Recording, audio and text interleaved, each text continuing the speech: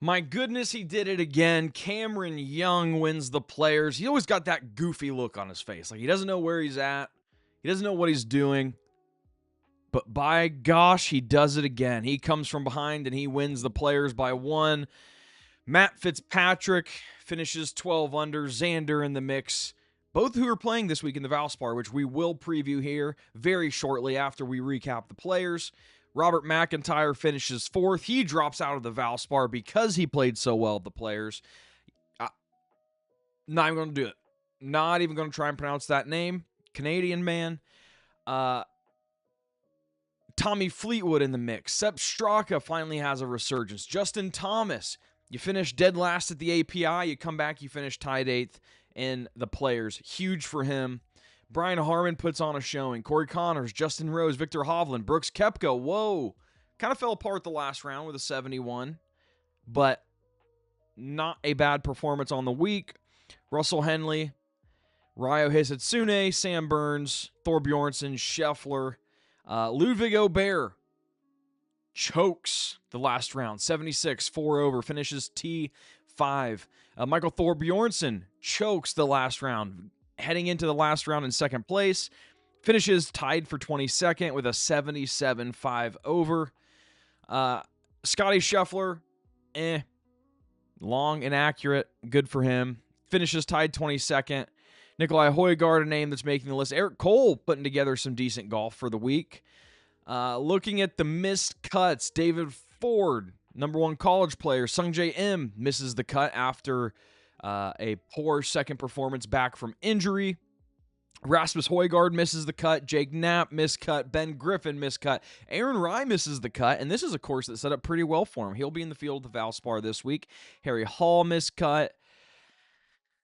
What other names we got here? Let's start at the bottom. Kevin Yu miscut, 14 over. Geez, zip. Morikawa, you have the early withdrawal, which is obviously tough to see. Potgieter miscut. He was one of our fades last week, so no doubts there. Just not a good course setup for him. Christian Bezuidenhout, one of our plays, missed the cut. Did not put on a good performance. Let's see. Thorbjorn Olsen. Lowry was one of our fades. He misses the cut. Overall, good players. Now we're heading into a stretch in the PGA Tour season where I think we have 3 tournaments, the Valspar, Texas Children's, and Houston Open.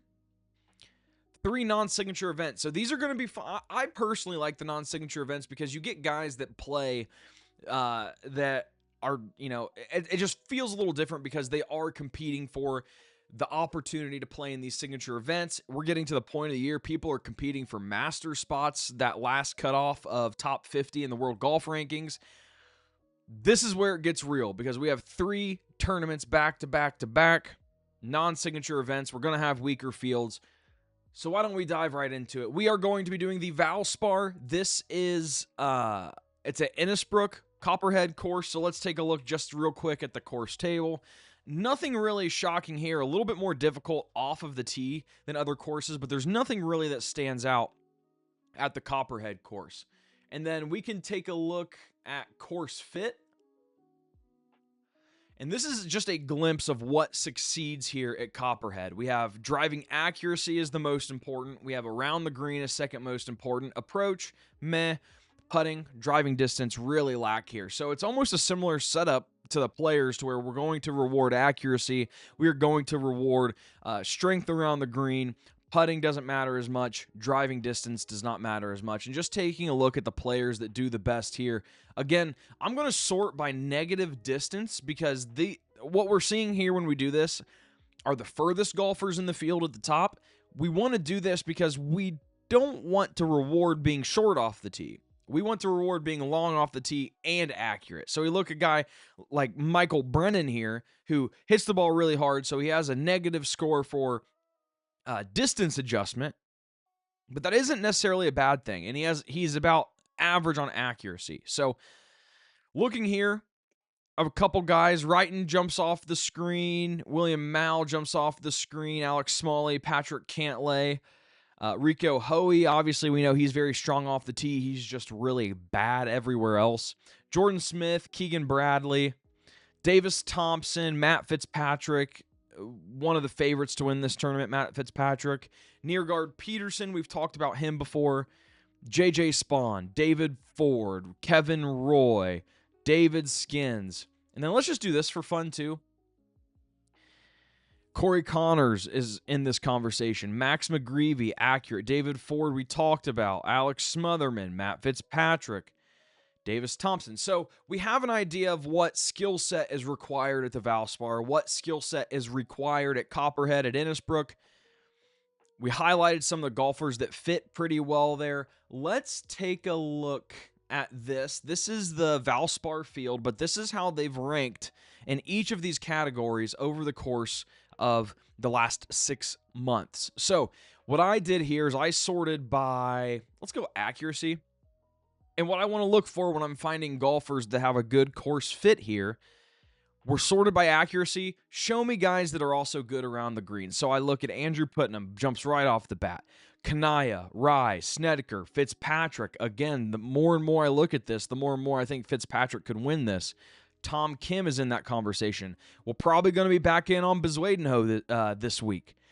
Dan Brown, Victor Hovland, J.J. Spawn, Ben Griffin, Ryo Hisetsune, our guy. I love him. Patrick Cantlay is in this conversation. So we're getting an idea of these golfers that are going to fit the mold. Again, putting less important, driving distance less important, driving accuracy is of paramount importance, as is around the green, and approach is about a negative. Now, we can take a look at what players have succeeded here before.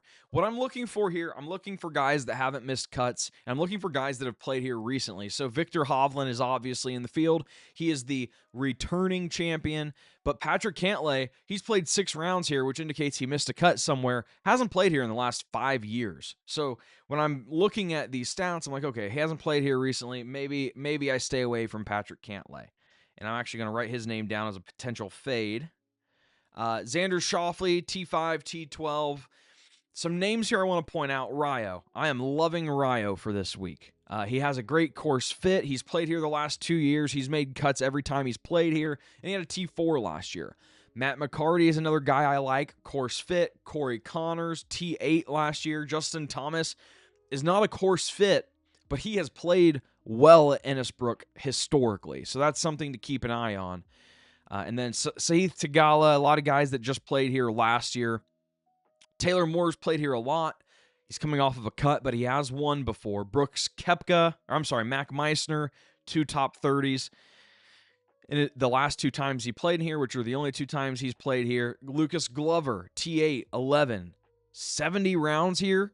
70 rounds at Innisbrook is what I'm seeing. That is insane. I love to see that kind of consistency. Andrew Novak, very good option here. Let's see if there's anything else that jumps off. Billy Horschel, playing decent golf this year. Matty Schmid.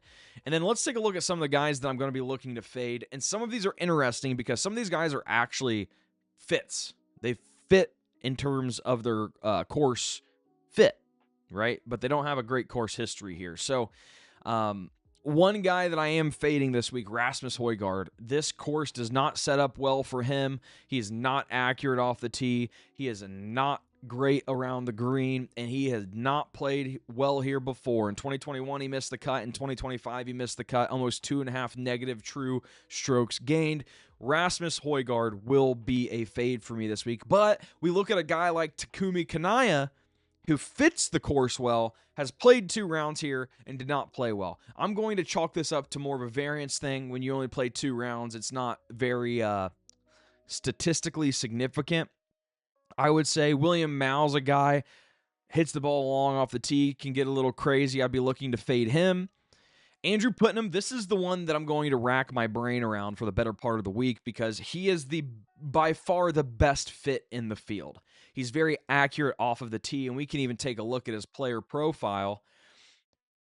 No driving distance, but he is very accurate off the tee. He's great around the green. His putting's average. His approach is average. He just can't drive the ball far.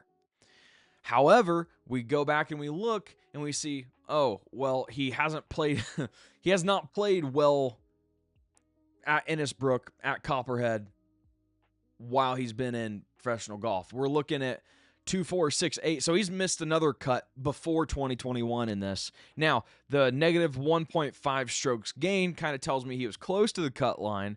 So that's something to consider. I think I'm not going to keep him out of lineups, but I'm going to be cautious about Andrew Putnam with his course history. Aaron Rai has played here once, missed the cut. I'm not going to be worried about guys that have only played 2 rounds and missed the cut if their course fits. That includes Aaron Rai in this case. Now, Pearson Coody is an interesting one, and he's going to be a fade for me because the accuracy is not there, and he's awful around the green. Good young golfer. I like him. We've been on him a couple of times this year. I'm not going to buy into him for this tournament. This would be a guy maybe don't play in your fantasy, don't draft him, don't roster him, maybe miss the cut markets would be something that I'm thinking of here. Pearson Coody, probably a fade for me. And then let's go ahead and sort this again and look at the golfers that have not played well. Just get one more good look here. Max McGreevy should be a fit. He's about average though. Rico Hoey, not good around the green, not a good putter, but he is fine with the driver, so that's interesting to see him as close to neutral as he is. Nikolai Højgaard, honestly, not an awful fade candidate. Not as big of a fade candidate as his brother Rasmus, because he is a little bit better around the green. It's really only the accuracy that's lacking there, but that's just something to keep in the back burner. So we've done the players, we've looked at the course fit, the course history. We took a look at this query tool. Let's just take a look at which golfer or which. Let's see, distance. So Michael Brennan off the tee, but he's not great around the green. Jimmy Stranger, interesting. Wrighton, not great around the green. I'm looking for golfers that are good in both accuracy. Alex Smalley. Smalley might be a name to write down here. What else do we have? Bradley, I have written down. Blades Brown. Blades, you have to be a good golfer if your name is Blades. I'll write his name down. He's a youngin'. Holy cow, 18 years old. These guys get younger and younger. Okay, so we've taken a look at that. This is just how the course and how the tournament has played before. We see in recent years, going back to 2019, it has never favored bombers. Last year, it strongly favored accuracy when Victor Hovland won, favored accuracy in 24, 23. It was neutral in 22, 21, and it favored accuracy in 2019. If we want to find a year that it favored bombers, we have to go all the way back to 2005. So if that doesn't tell you what kind of golfers we're looking for, those are the kind of golfers we're looking for. Already took a look at that. And then these are just a quick look at the PGA Tour odds to win. A couple of names that stick out to me here. Matt Fitzpatrick at 20-1 immediately. He has the fit. He has the history. That is a guy that I'm going to be looking for at Bet365 here. And then just kind of scrolling through, going in, is this technically ascending order? Low to high, ascending order. Ryo Hisatsune is a guy that pops out to me at 35-1, actually 47-1 at DraftKings. Feels a little too expensive for a guy like Ryo, but we know he's a fit. He's played well here before. I like him. Nick Taylor, can't count him out. Keegan Bradley at what? 40-1, 50-1. Not bad. Rye has the course fit. I would maybe look for top 20 markets for him. Matt McCarty, 60-1, 70-1. Pretty good option there. Bezwadenho, is he going to win? No, but he will probably be in some of my lineups. Do they have miss the cut markets yet? Let's see. We want to go. Is there anybody here we like to miss the cut? Michael Brennan to miss the cut, plus 125. I'm going to take William Mao to miss the cut, plus 138. Adrian here, he has not played well at this tournament before. Let's go. I'm kind of surprised his odds are that high to miss the cut, because that seems like he's missed the cut twice here. Really awful in approach, really awful in accuracy. That's I honestly love Adrian Chazart. I'm going to say that name wrong. To miss the cut. That feels like it's very cheap, plus 138. Rikyo Hoey to miss the cut at this point, plus 163. Got to take it. Marco Penge to miss the cut, I like as well. Blades Brown. I'm going to put a pin in that one. That's interesting because that seems very, very cheap for him to miss the cut. Pearson Coody missed the cut, plus 175. Yep, count me in. I'm hoping. Where's Rasmus at? Can I get a Rasmus? Yeah, plus 225 for Højgaard to miss the cut. That's probably my favorite bet of the week. Rasmus Højgaard to miss the cut at plus 225. We keep going here. Bradley, Mal, Rasmus, Nikolai, Coody, Brennan. What's Cantlay? I would also be taking Cantlay at 3-1 to miss the cut as well. This also feels cheap. I don't know if I'll do it because I like Brooks, but 275 for Brooks Koepka to miss the cut feels cheap. So with that being said, I'm just going to go through, before we get to a live draft, some of my plays and some of my fades. We talked about winners, and actually what I'll do, some of my plays and some of my fades. We'll start with my plays, a couple value, couple favorites. My number one favorite is going to be Matt Fitzpatrick, and we'll talk more about this in the fantasy show. But Matt Fitzpatrick is someone that I like for this tournament. Ryo Hisetsune, another guy that I like that's a good course fit. Matt McCarty, I do like for this tournament. We're going to go with Andrew Putnam with the course fit just because he hasn't played here that much, and we know that the fit is there. He's arguably the best fit for this tournament. And then a couple fades. Rasmus Højgaard I will be fading. We saw his price to miss the cut, as well as Pearson Coody, William Mao, Marco Penge, Michael Brennan. And one of my big names that I'll be fading this week is Patrick Cantlay at 3-1 to miss the cut. So those are some of the bigger names that I have, and we will jump right into a draft. What I'll do is I'm going to do a pat. Let's see. Yep. I think it was 17, so we need to get in there quick before it fills. Oh. Okay, I'm waiting for a Pat Mayo Open draft to fill. We're going to end it here. I'll cut in once it fills, and we will get drafting our first underdog team for the Valspar Championship. All right, so I backed us out of the Pat Mayo Classic Open, whatever it's called, because it was not filling quickly. We are in the Underdog Open. It's the flagship for the weekly contest. $10 entry, 9,000 interest, 80,000 in prizes. I did it because it has the lowest rake. So we will be drafting this out of the 2 spot, and let's see how we fare. Number 1 for me is going to be Fitzpatrick if he does not get taken with the 1 pick. Yeah. I'm going to take Fitzpatrick over Hovland, and then we're looking at the 11. Cantlay is not an option. He is one of the fades for this week, so I will not go Cantlay. Spieth, Connors, will Hisetsune be available at the 14 is the question as well. I think yes. I'm going to say probably so. But we will see. But ultimately I have plenty of options to where I won't be left out, I don't think. Thomas. So Connors and I think Connors, actually Spieth and Hisetsune, well, there we go. Connors and Hisetsune, I think, is the ideal situation here.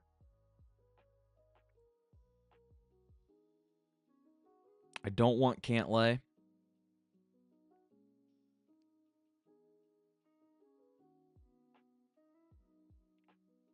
Okay, we'll go Connors, and let's just hope he doesn't take Hisetsune. All right. So we're kind of up a creek here. Ben Griffin missed 2 straight cuts. Weak field.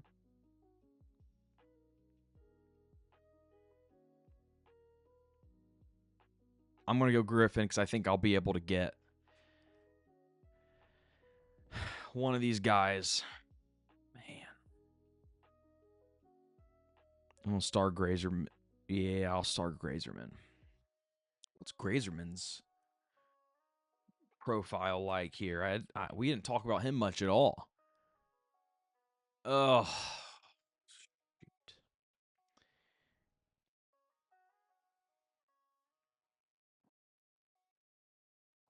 I don't like the driving accuracy numbers for Grazerman, so maybe we don't go with Grazerman. Maybe we go with Keegan. Keegan would be nice if he falls. Pearson Cootie at 16, pass.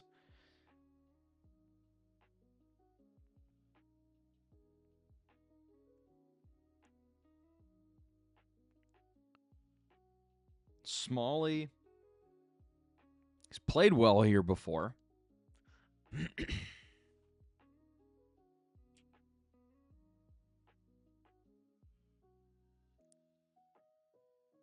Well-rounded golfer. Keegan Bradley's gone, so maybe if it gets to us, we go Smalley.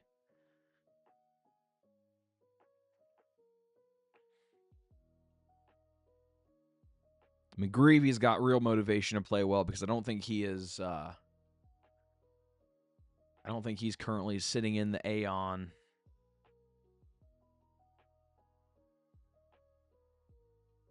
Is he? No.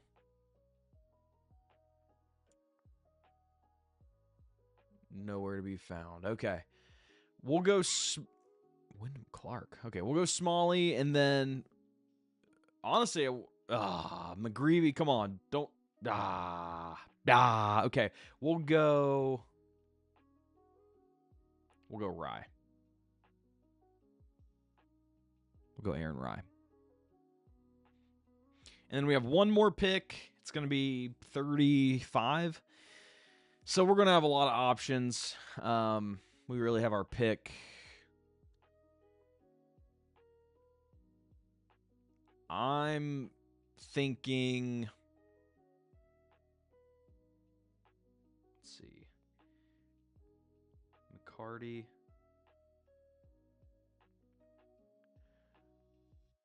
I like McCarty and I like Taylor Moore. So we'll go with one of those.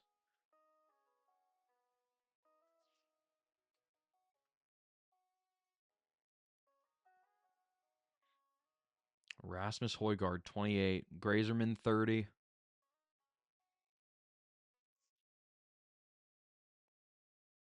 Taylor Moore. Matt McCarty, you're kidding. Okay. I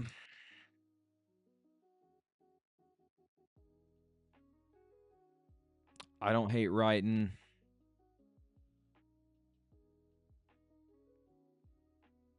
Don't even hate Tom Kim, for being completely honest.